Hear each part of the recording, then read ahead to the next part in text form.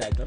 If you're looking at our live right now, as you can see, we have Mr. Randy Benthic in studio with us, who is a author, and he's here to talk with us, a bit about his work, a bit about his books. Of course, he's the best, one of the best sellers in Amazon's Caribbean and Latin American poetry, and being a teen category, an artist and an educator who has a bachelor's degree in the fine arts and a diploma in education on administration from the University of Ghana. Of course, it's an honor to have you here from a poetry lover to another. So good afternoon to you, Mr. Benthic. How are you doing? Thank you very much. Good afternoon. I'm doing good. You're doing good. Yeah. All right. So talk to us about writing a book in in its entirety. For me, I'm thinking it has to be hard. It's a challenge if you're not familiar with the process, but because of the wealth of information that's out there now, I think the process would have been a little bit simplified. So with some amount of research, I would have gone into the self-publishing option of publishing, and I did some research, took a few courses, and understand the ins and outs of the process, and then I went about. I started writing a while ago, so I had a collection, a manuscript that was printed out, and then I modified it for my first collection. But the process, it could be tedious because being a self-published author, you're going into something that for the first time you're not sure how persons are going to receive it. Sure. So the nervousness is there, and you're basically putting out your own personal ideas and thoughts there to the public for perusal and judgment and all the other things that comes with it. So all of those little fears, but the feeling you get when you have the copy, the hard copy of the book in your hands for the first time is something that is indescribable. Like these are your words, and then people are reading them. Yeah. How was the? Did you have a team, like a support group?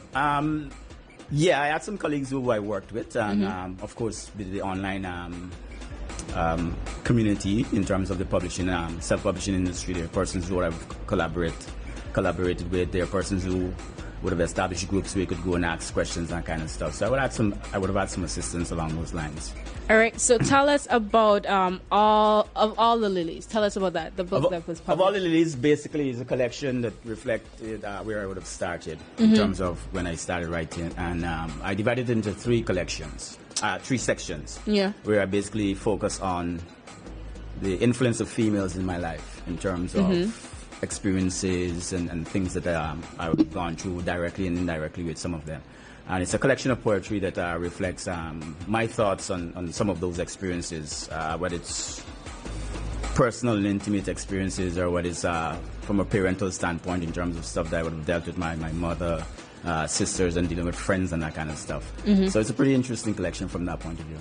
And with that being said, how was the response from women reading it, especially women who knew you personally? It was good, because I would have asked a Jamaican colleague of mine in Freeport to write a preface, and she did a beautiful job.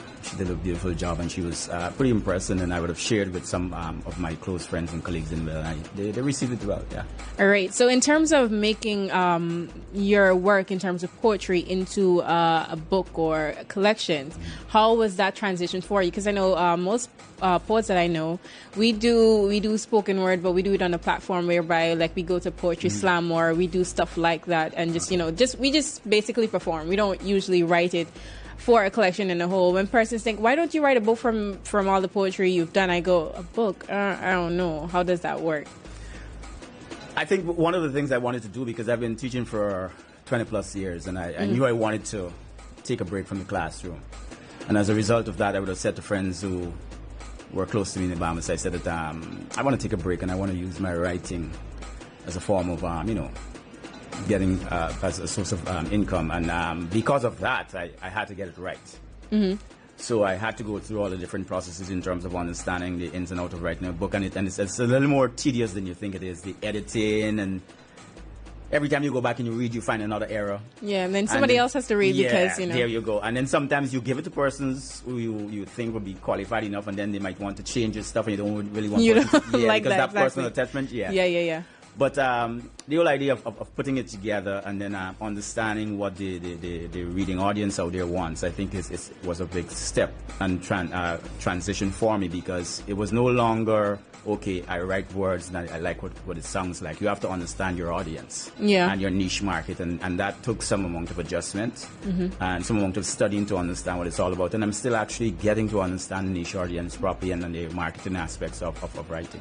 Which is really interesting, and it brings me to the themes that you use. For me, I go political, I go activism, and sometimes I go very personal. And I know what I've read is some of your work, it's very personal. So what are the themes that you navigate around? Well, actually, there's a political team that is coming for a book that I have, but because I haven't really sat down properly to really put that together, so that's on the wall. But most of the themes that I looked at deals with my personal experiences in terms of things in life, like growing up, interpersonal relationship with women, these kind of stuff.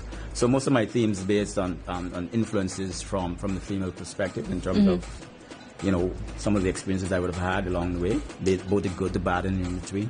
Do you feel like it's a sacrifice, putting your thoughts out there? Do you feel like persons are going to, do you feel like there'll be a point where somebody will say something and then that will be like a break for you, or you be like, well, I don't want to do this anymore, or I don't like this type of reaction? I think one of the things that I would have learned from getting into self-publishing is that you have to be tough mentally. And there's no way you can write to please everyone. And I've learned that lesson very fast. So I know you're going to have some pushback from some persons. For example, with Seduce, I remember someone bought a copy of the collection, and after going through it, I was told that there was a period of time would have passed, and then she contacted me and she said, it scares me. Because of some of the topics, and I guess maybe the way I would have put over things. So for some persons, depending on where you are in terms of your own personal development and your own personal level of comfort, some of those pieces will really hit you hard. I remember when I gave a copy of the book to a friend of mine.